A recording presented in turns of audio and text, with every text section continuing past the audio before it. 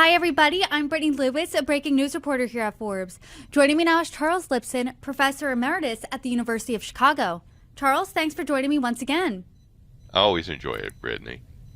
Big news once again, but I've been saying that almost every day now for weeks. But big news in Kamala Harris's camp. She picked her running mate, and that running mate is Governor Tim Walz of Minnesota. What's your reaction?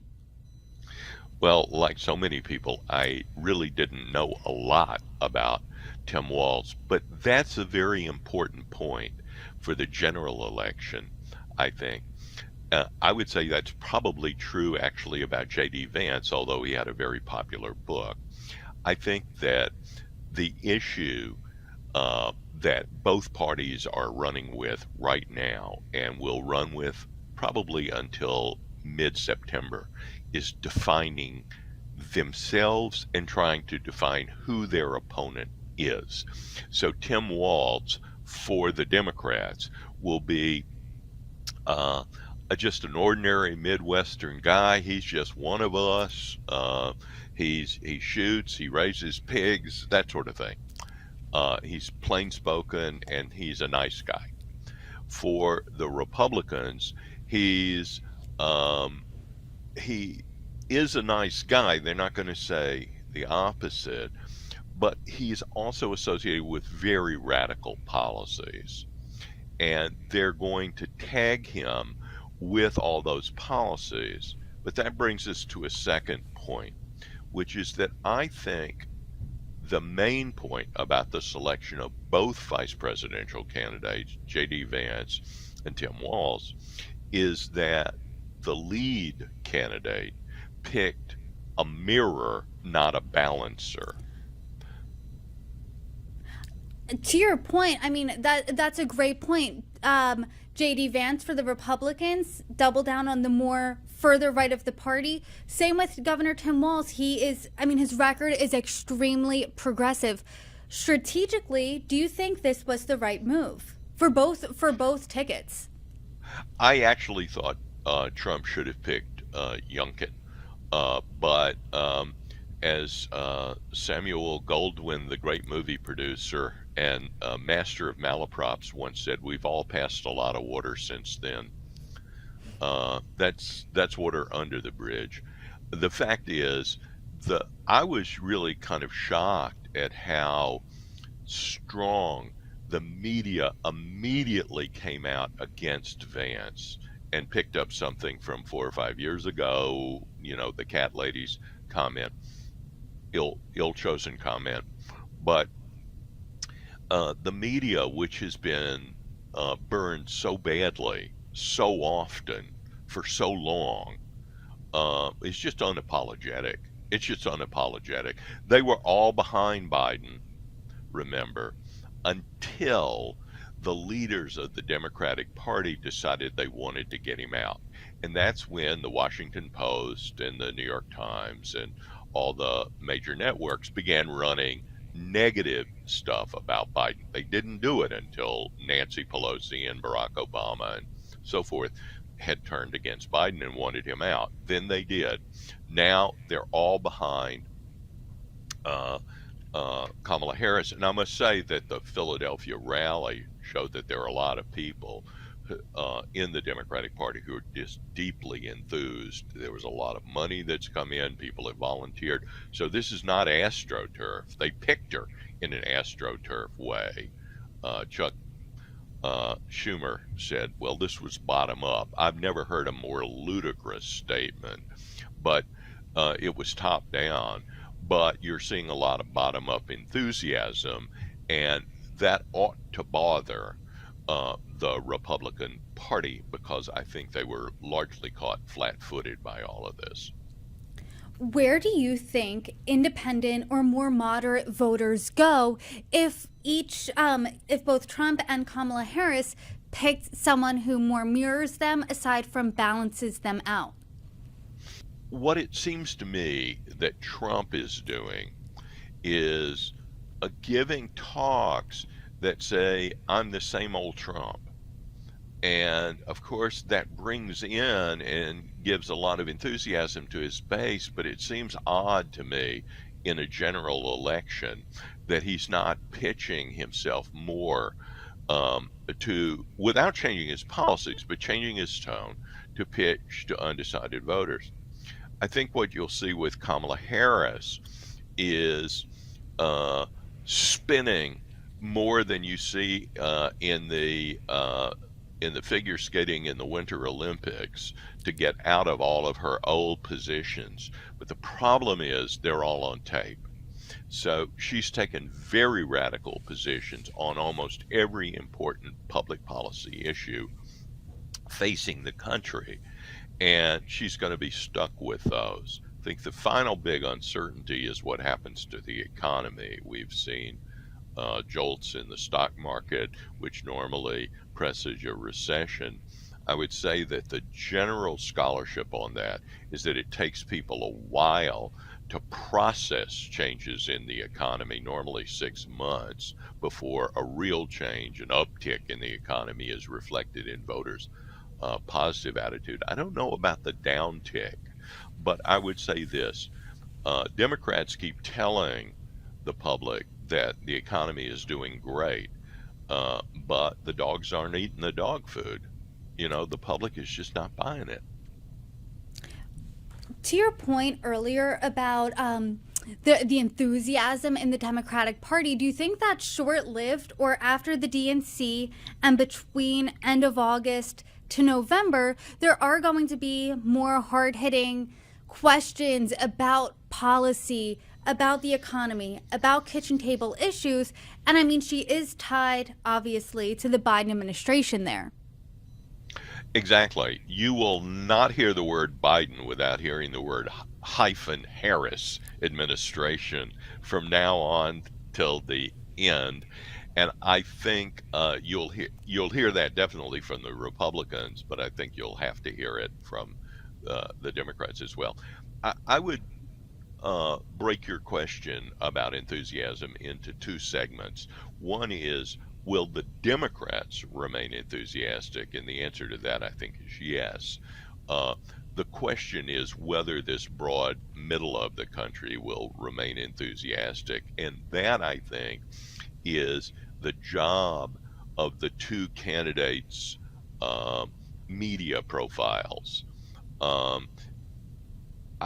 I would say the one element that Walz is different from Harris, besides the fact that he's actually administered something, is that he has a more populist background.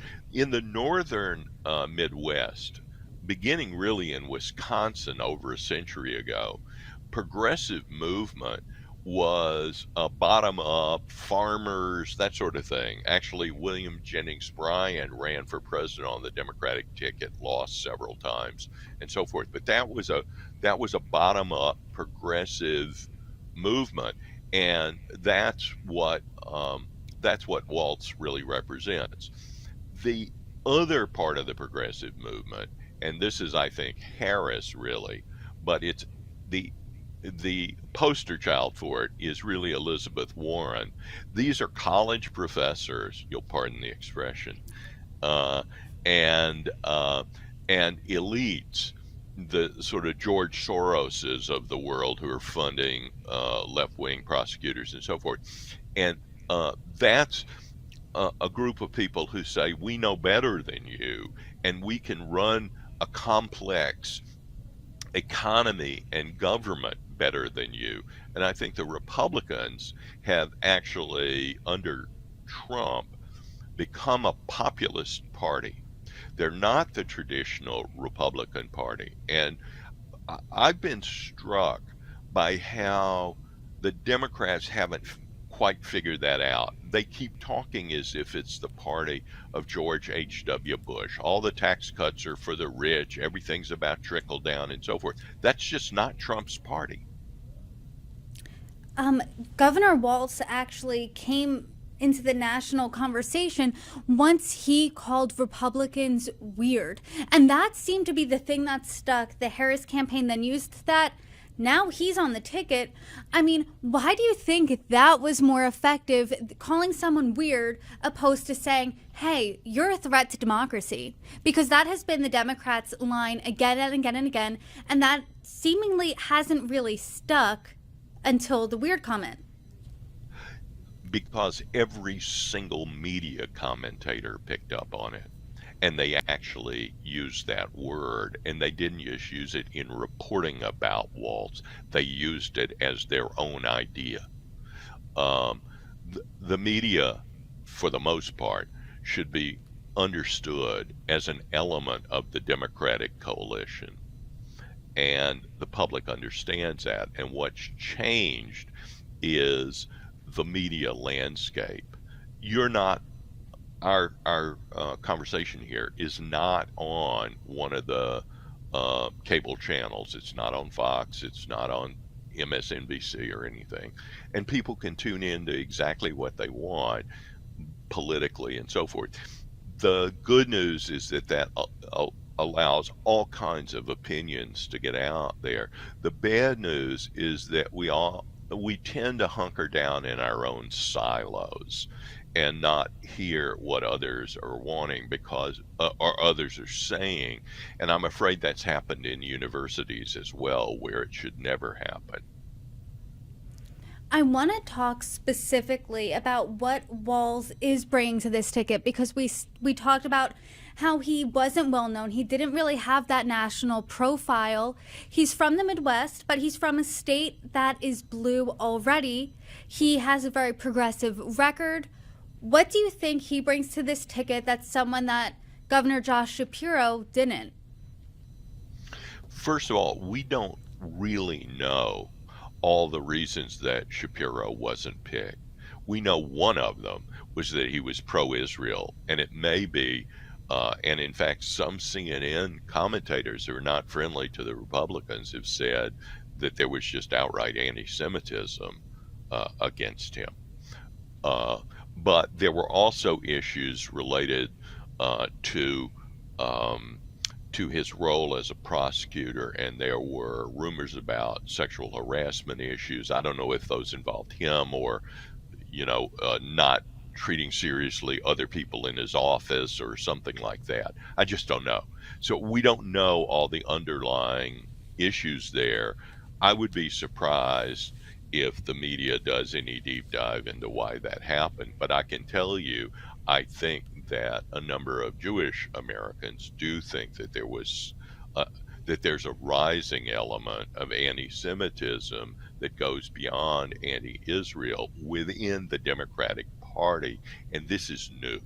This is absolutely new. It just hasn't existed on the left other than in 50 years ago, Jews not being allowed into elite country clubs or quotas at universities.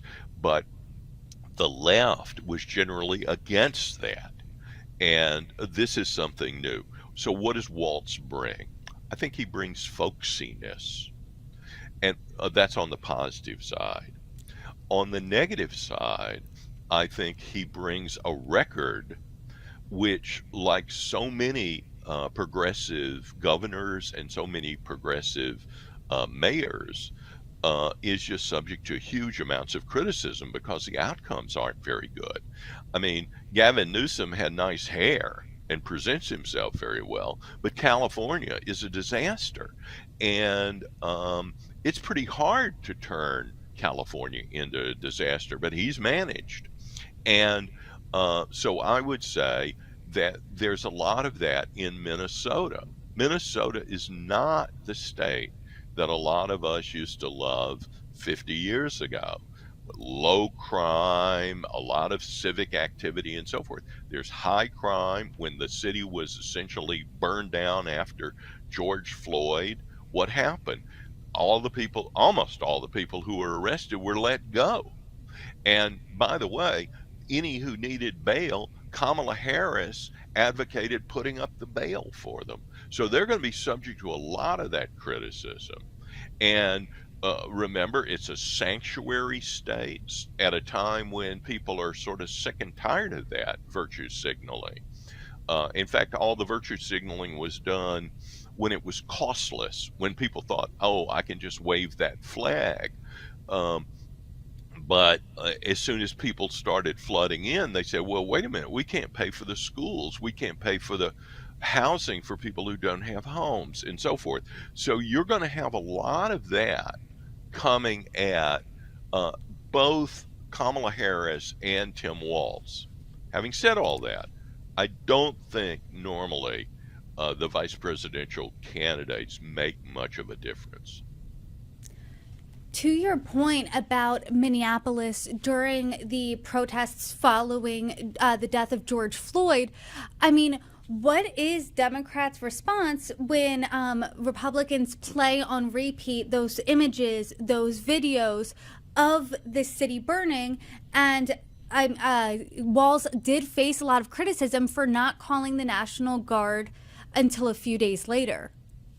That's right. And he's on tape saying, not sounding strong against the city being burned down, but sounding strong about the real grievances that people had who were doing all this violent action. I don't think that's going to play very well. Well, what are you looking out for, Charles, between now and the DNC? Because Democrats, they seemingly, after the debate, were on the defense, seemingly panic within the party. Biden drops out, and there is this coronation of Vice President Kamala Harris. She has picked her vice presidential nominee now. So what are you looking for? I'm looking for two things. One is whether there will be disruptions in the street. If Shapiro had been picked, there would have been huge amounts of disruptions. But people have been planning riots for Chicago from the left, from the Antifa groups and so forth, for months. And so it remains to be seen what will happen. We have a very left-wing state's attorney, the equivalent of a district attorney, who lets everybody off. But she said for the Democratic convention, she's not going to let everybody off. It's going to be a whole different rule of law. Wonder why. Anyway, she's trying to deter that. We don't know what will actually happen to those people, but the point is to deter them. The second thing is I think everything now is a race to define the other party. And I think that the Republicans are pretty well defined already because Trump is a well-known figure. But remember, Kamala Harris went from very unpopular to very popular with media spin almost overnight. So the Republicans have got to figure out if they can tag her. And I think that all the attempts to tag her personally, she got there through favoritism of Willie Brown and this and that, is a mistake. I don't like it myself, but I mean, I don't like personal attacks and, you know, her husband did this or that. There are sharp differences between the two parties on policy, on the border especially, on crime, illegal immigration, all of those things. And I think the public should be asked to decide about that. The big uncertainty is the economy, Brittany. We just don't know which direction it'll move over the next couple of months. I know you said earlier that you think Republicans were caught flat-footed. Do you think that, I mean, the next week, or the next 2 weeks rather, we're going to see the DNC. Do you think they're going to be having a more cohesive message after this about what they are going to bring into the future and what compared to what a Harris-Walz administration would look like? I'm so glad you mentioned the future, because the greatest future advertisement was Barack Obama. My friend David Axelrod here in Chicago, I've known David for years, painted hope and change. Well, hope and change was like one of those ink blot tests that you get if you go to a psychologist. You know, the famous story is somebody who's shown 3 ink blot tests, And he doesn't respond. The doctor says finally, well, you have to say something. And the guy says, well, I didn't come here to be shown dirty pictures. So hope and change is whatever you want it to mean. The problem is, and it's vague. That's the point about it. It's vague. But it's one thing to run for hope if you're the party out of power. So you're running against the people who are in. We get them out, there's a lot of hope.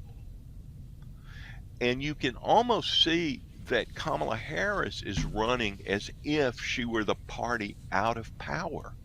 But she's the vice president. She's the second most powerful person in the country. She's part of the Biden-Harris administration. She's responsible for the good things and the bad things that happened in that administration. Now, Trump ran for re-election as if he were out of power. So it's not impossible to do it, but you'll recall he didn't win. So one of the things that the Republicans will try to do is pin her down to specifics. Would you do anything different on the border? She and Walz, even more so, are completely in bed with the teachers' unions. Would you do anything different about our schools, which most people think are kind of failing our children? Would you do anything different about it? Where's this glorious future going to come from? And she's going to raise taxes because all these tax cuts under Trump are expiring soon. So pinning the other side down. And I would say Trump's vulnerability is actually, how are you going to deport all these people, millions of people? How's that going to happen without massive disruption? And then the black swan is what happens in the Middle East and whether there's any terrorist attack in the U.S., because there have been a lot of terrorists released by DHS into the United States with no explanation of why they did it. So the Biden administration, Biden-Harris, are going to be held responsible for that if there are bad outcomes.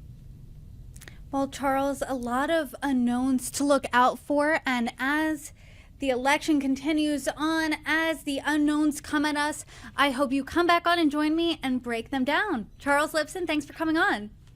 My pleasure. And once the unknowns happen, I'll tell you I knew it all along. Me too.